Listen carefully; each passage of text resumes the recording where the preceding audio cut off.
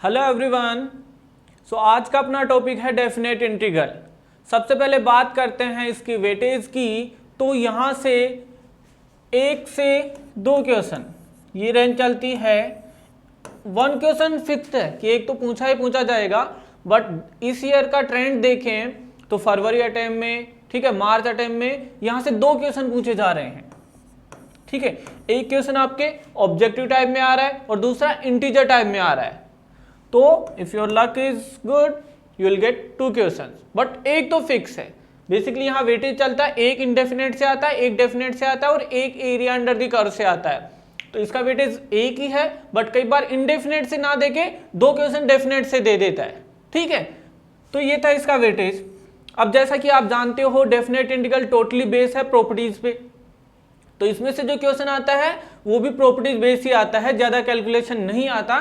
कुछ कॉन्सेप्ट को मर्ज करके जो फंक्शंस है इसको सॉल्व करने के लिए आपको फंक्शन का पूरा नॉलेज होना चाहिए। इवन ऑड फंक्शन का, greatest integer function, modulus function, उनकी कंटिन्यूटी डिसकंटिन्यूटी, ये सब आपको आना चाहिए। ठीक है, इसके लिए मस्ट है ये सारी चीजें। तो चलिए स्टार्ट करते हैं। सबसे पहले इसमें आपके बोर्ड के लिए जो ये टॉपिक आता है वो होता है definite integration as the limit of sum. Okay, यहां से क्वेश्चन बेसिकली नहीं आता आपके जेईई मेंस पे, बट बोर्ड में यहां से क्वेश्चन आता है। ठीक है, बट इसी को मॉडिफाई करके जेईई मेंस में कैसे यूज करते हैं वो पढ़ेंगे हम। तो ये क्या होता है बेसिकली कि जब भी किसी डेफिनेट इंटीग्रेशन को सोल्व करना हो, इसी को फर्स्ट फंडामेंटल प्रिंसिपल भी बोलते हैं। ठीक है, फर्स्ट प्रिंसिपल ऑफ इंटीग्रेशन। जब भी किसी इंटीग्रेशन को सोल्व करना हो a to b fx dx, ठीक है, तो उस इंटीग्रेशन को बेसिकली कुछ पर्टिकुलर पार्ट्स में डिवाइड करके उन सभी को ऐड कर देंगे।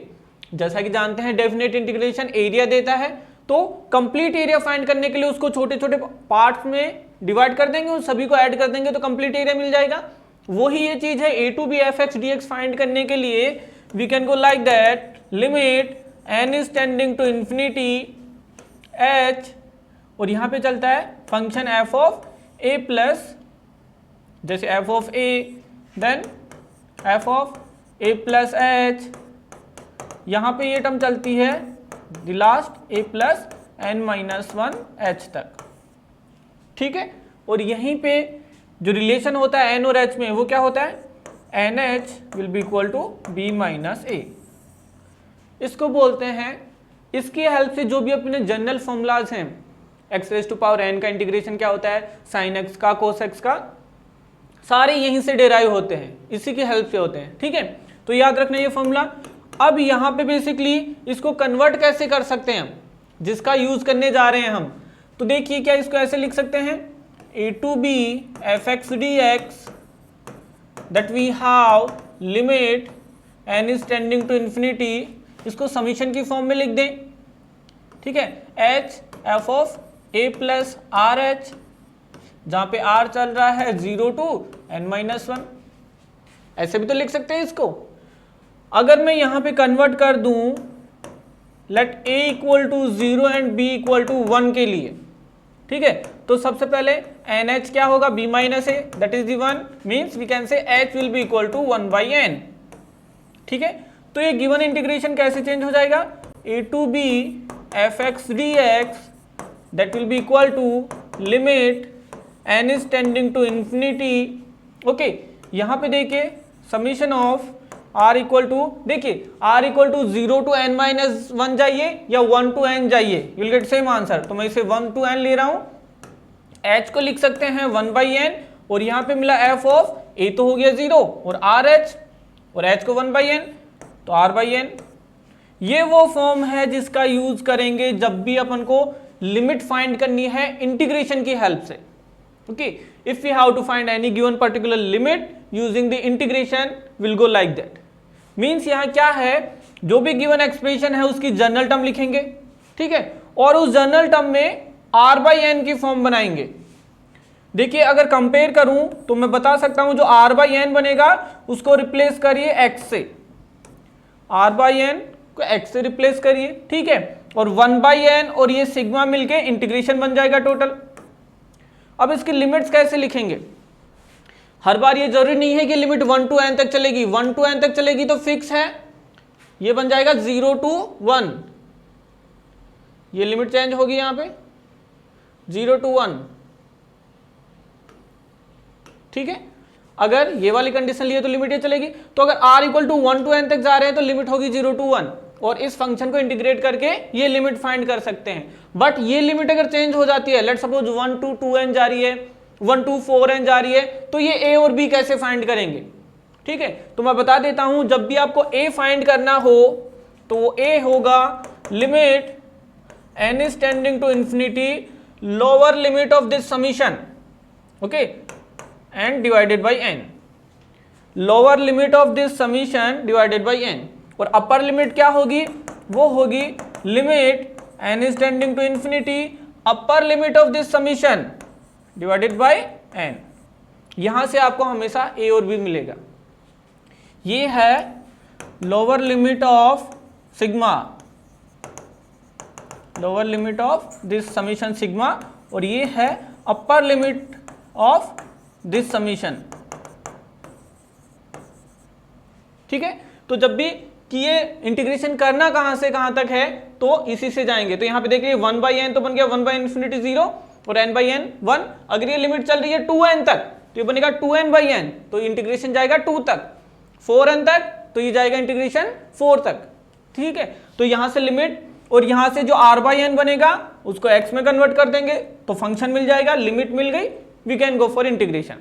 तो ये यूज है बेसिकली इसका, आपको इस फॉर्म में मिलेगा आपका फंक्शन, उसको इंटीग्रेशन में कन्वर्ट करके इजीली वो लिमिट सॉल्व कर सकते हैं, ठीक है। अब चलते हैं इसकी प्रॉपर्टीज पे, कौन कौन सी डिफरेंट टाइप्स ऑफ प्रॉपर्टीज हैं जो यूज करेंगे यहाँ पे। बिल्कुल बेसिक से स्टार्ट कर रहा हूं।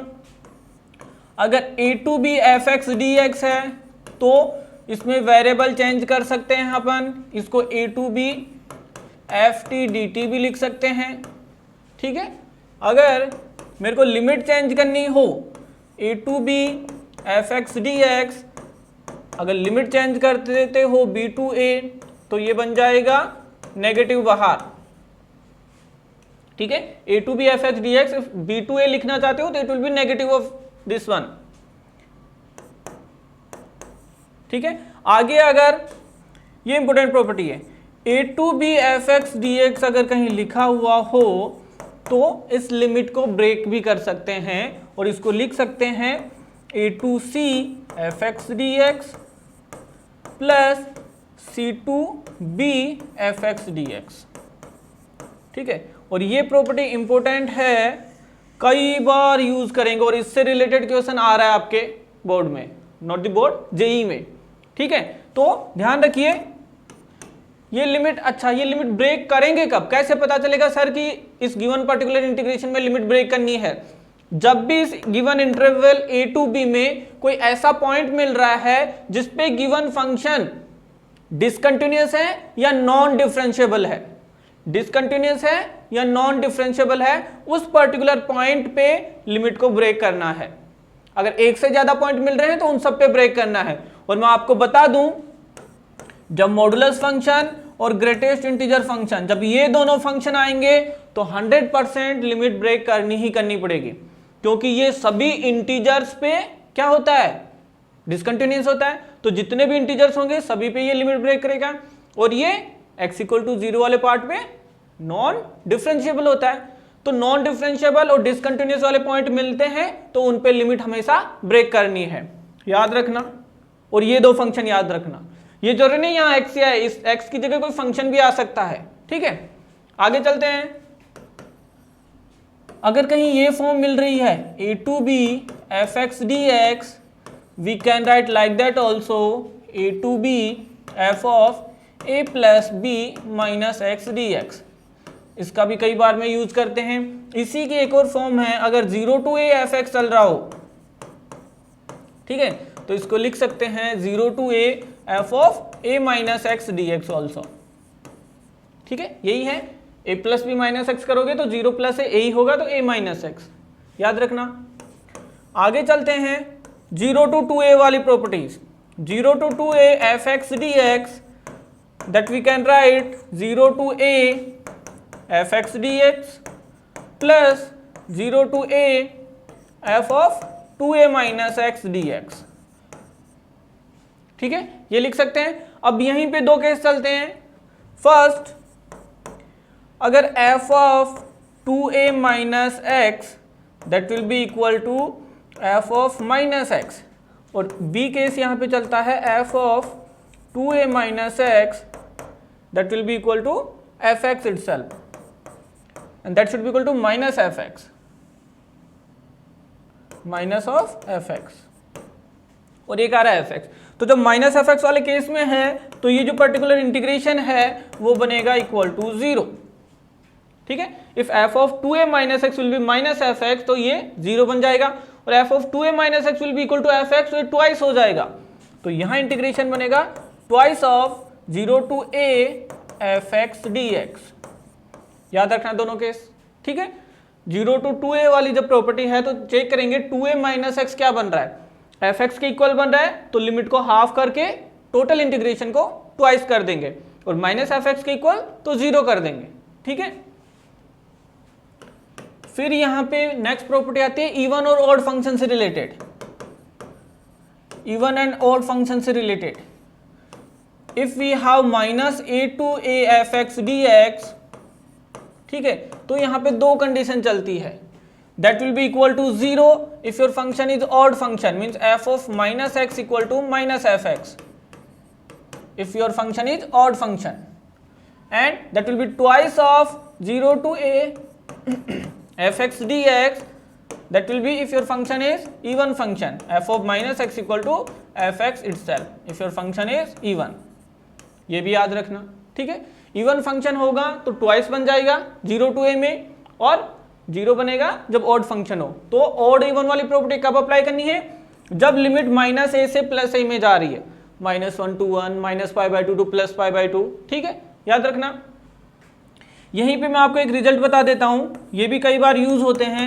0 to π/2 log of sine x that will be equal to 0 to π/2 log of cos x that will be equal to -π/2 of log 2। इस रिजल्ट को याद रखना, कई बार क्वेश्चन सोल्व करते टाइम में ये फॉर्म बनेंगी तो directly will use this result. ठीक है, ये डिराइव कर सकते हैं बट टाइम सेव करने के हिसाब से याद रखना, -π/2 log 2 साइन के लिए भी और कॉस के लिए भी। ठीक है, तो ये थी इवन और ऑड फंक्शन से रिलेटेड प्रॉपर्टीज। आगे चलते हैं, अब कुछ प्रॉपर्टीज हैं पीरियोडिक फंक्शन से रिलेटेड। ठीक है, पीरियोडिक फंक्शन से रिलेटेड कुछ प्रॉपर्टी हैं, क्या है देखिएगा। पहली प्रॉपर्टी है if 0 to n t fx dx है, और यहाँ पे कैपिटल T उस गिवन फंक्शन fx का फंडामेंटल पीरियड है, that we can write n 0 to t fx dx। ठीक है, जहां पे t क्या है, यहाँ पे गिवन फंक्शन का पीरियड है। ओके, यहाँ पे सेकंड प्रॉपर्टी चलती है a to a plus nt fx dx। अगर ये वाली फॉर्म हो will write n of 0 to t fx dx। ठीक है, वही t फंडामेंटल पीरियड है यहाँ पे। फिर यहाँ पे नेक्स्ट प्रॉपर्टी चलती है mt to nt fx dx that will be equal to n minus m of 0 to t fx dx। ठीक है, t वही फंडामेंटल पीरियड। और फिर यहाँ पे कई बार ये भी देखने को मिलेगा a plus n T to b plus n T. अगर लिमिट ऐसे चल रही है f x d x that will be equal to a to b f x d x. ठीक है, ये 3 से 4 प्रॉपर्टीज हैं पीरियोडिक फंक्शन से रिलेटेड। इनमें से द इम्पोर्टेंट वन फर्स्ट 2, ये दोनों इंपोर्टेंट हैं, यही बार बार पे यूज में आएंगी। 0 टू एन टी तो एन आउटसाइड लेके 0 टू 2 में टी में इसको इंटीग्रेट कर देंगे। A to a plus n t तो एन आउटसाइड लेके 0 to t f x d x. जैसे मैं आपको बोलूं कि इंटीग्रेट करना है साइन एक्स को 0 टू 16 पाई में या लेट्स से 17 पाई में, चलो 16 पाई ले रहा हूं मैं। ठीक है, तो इसका फंडामेंटल पीरियड क्या है साइन एक्स का 2 पाई। तो ये कौन सी फॉर्म है 0 टू एन टी, तो इसको क्या ऐसे नहीं लिख सकते 2 पाई की फॉर्म में, 8 इंटू 2 पाई, तो n क्या है 8, तो 8 तो आउटसाइड आ जाएगा और इसको इंटीग्रेट कर देंगे 0 टू 2 पाई में। ठीक है, तो ऐसे एंटी की फॉर्म में कन्वर्ट करके भी रिड्यूस कर सकते हैं। अगर 17 पाई होता है यहाँ पे तो 0 to 16 pi plus 16 pi to 17 pi. ठीक है, तो डायरेक्टली यूज होती है प्रॉपर्टीज। आगे चलते हैं, अब कुछ इनइक्वालिटीज आती हैं इससे रिलेटेड। ओके, यहां पे कुछ इनइक्वालिटीज बनती हैं, वो भी ध्यान रखना। अगर कोई फंक्शन ऐसे हो f(x) is less than equal to gx less than equal to hx, okay, when x belongs to some particular interval a to b, किसी इंटरवल a टू b में अगर f(x) gx से छोटा है और gx hx से छोटा है, तो उस पर्टिकुलर इंटरवल में ही इनका जो इंटीग्रेशन होगा वो भी इसी इनइक्वालिटी में चलेगा। Means a to b f(x) dx will be less than equal to a to b gx dx will be less than equal to a to b hx dx। ठीक है, याद रखना जब भी इंटीग्रेशन को कंपेयर करना हो तो ये वाली प्रॉपर्टीज यूज में लेते हैं कि i1 is less then i2 या i1 और i2 किसी पर्टिकुलर कांस्टेंट से लेस देन है। ठीक है, तो ये ही वाली प्रॉपर्टीज यूज में करते हैं, ध्यान रखना। But the condition is this one. इसके बाद में यहाँ एक प्रॉपर्टी चलती है कि कोई फंक्शन है वो डिफाइन है किसी particular interval a to b में, ओके, वो ऐसे डिफाइन है कि स्मॉल m यहाँ पे ग्लोबल मिनिमम है, ओके, ग्लोबल मिनिमा है, और कैपिटल M यहाँ पे ग्लोबल मैक्सिमा है। तो इस पर्टिकुलर फंक्शन की a to b f(x) dx ये हमेशा लेस देन इक्वल टू होगा global maxima into b minus a, और ये ग्रेटर होगा global minima into b minus a. ये भी इंपॉर्टेंट प्रॉपर्टी है, यहाँ से भी क्वेश्चन बनने के चांसेस होते हैं। कंडीशन ये है कि फंक्शन इस पर्टिकुलर इंटरवल में कंटिन्यूअस होना चाहिए, डिफाइन होना चाहिए, और ग्लोबल मिनिमा और ग्लोबल मैक्सिमा आपको पता होनी चाहिए। तो डायरेक्टली इसकी जो रेंज होगी वो मिल जाएगी m ऑफ b माइनस ए से ग्लोबल, ये है मैक्सिमा, ये है ग्लोबल मिनिमा। ठीक है, याद रखना, अच्छी प्रॉपर्टी है, इनसे रिलेटेड क्वेश्चन भी करेंगे हम। और यहाँ पे एक और प्रॉपर्टी चलती है इनइक्वालिटीज में, a to b f(x) dx इसका कंप्लीट मोड है वो हमेशा लेस देन इक्वल टू होता है a टू b f(x) के मॉड dx के इक्वल। ठीक है, कंपेयर करना हो तो ये कंप्लीट मॉडुलस हमेशा इससे लेस देन होगा। तो याद रखना ये कुछ प्रॉपर्टीज थी कि कंपेयर कैसे करें, अगर इनइक्वालिटीज बेस्ड क्वेश्चन आए तो उनको कैसे सोल्व करें। ठीक है, यहाँ पे एक रिडक्शन फॉर्म चलती है, वो भी आपकी कैलकुलेशन इजी करेगी, याद रखना।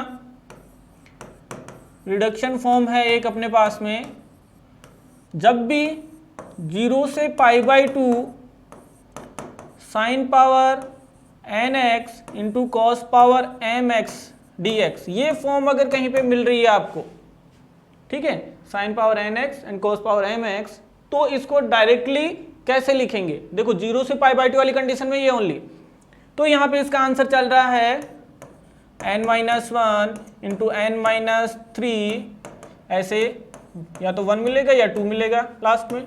सिमिलर सेम प्रोसेस m के लिए करनी है, m-1 m-3 या तो 1 मिलेगा या 2 मिलेगा। ठीक है, divided by m plus n से स्टार्ट होंगे यहाँ, m plus n then m plus n minus 2, ये चलेगा, वही लास्ट में 1 या 2 तक। 0 ये प्रोडक्ट 0 तक नहीं लेना, नेगेटिव में नहीं लेना, या तो 1 पे एंड हो जाए या 2 पे एंड हो जाए, और इसके प्रोडक्ट में चलता है k। ठीक है, अब यहाँ पे k की फिक्स वैल्यू है, k will be equal to π/2 if both m and n are even. If both m and n are even होगी तो ये k π/2 होगा, इसके प्रोडक्ट में k है, और k इक्वल टू 1 होगा, otherwise means any other case, दोनों इवन हो, एक इवन हो, एक होड हो, उस केस में k 1 होगा। दोनों इवन होगी, बोथ इवन है तो k इक्वल टू π/2 लेंगे और यहाँ m और n नेचुरल नंबर्स होंगे, ठीक है। तो डायरेक्टली ये यूज कर सकते हैं। जैसे सिंपली मैं आपको बोलूँ 0 to π/2 what will be cos square x sin square x या product of sin square x into cos square x, directly यहाँ से आप अपनी कैलकुलेशन को रिड्यूस करके जल्दी से आंसर मिल सकता है। या तो इन जनरल भी कर सकते हैं उनको, इंडेफिनेट इंटीग्रेशन अप्लाई कीजिए और लास्ट में लिमिट पुट कर दीजिए, ठीक है। यहां से जल्दी आंसर मिल जाएगा आपको। अब यहां पे एक लास्ट आता है लेबनिज थ्योरम के बारे में। वो क्या है, ध्यान रखना है। लेबनिज रूल चलता है जब भी किसी डेफिनेट इंटीग्रल को डिफरेंशिएट करना हो, जब भी किसी डेफिनेट इंटीग्रेशन है, लेट से ux से vx इसकी लिमिट चल रही है f ऑफ t dt, अगर ये वाली कहीं फॉर्म हो, फंक्शन t में चल रहा है और लिमिट x में चल रही है, मींस लिमिट का वेरिएबल डिफरेंट होना चाहिए, फंक्शन का वेरिएबल डिफरेंट होना चाहिए। और अगर इसको आपको डिफरेंशिएट करना हो d बाई डी एक्स, तो डायरेक्टली कैसे लिख सकते हैं, सबसे पहले इस फंक्शन में अपर लिमिट पुट करेंगे, ठीक है, और फिर अपर लिमिट को डिफरेंशिएट करेंगे, माइनस फंक्शन में लोअर लिमिट पुट करेंगे और उस लोअर लिमिट को डिफरेंशिएट करेंगे। This will be your answer. और ये जब 0/0 फॉर्म लिमिट्स में चलेगी, लिमिट्स में इंटीग्रेशन गिवन होगा, तब इसको यूज करेंगे, ठीक है। तो याद रखना, फंक्शन में अपर लिमिट पुट करी, अपर लिमिट को differentiate, minus lower limit put करो t की जगह और लोअर लिमिट को differentiate, you will get your differentiation of this definite integral, ठीक है।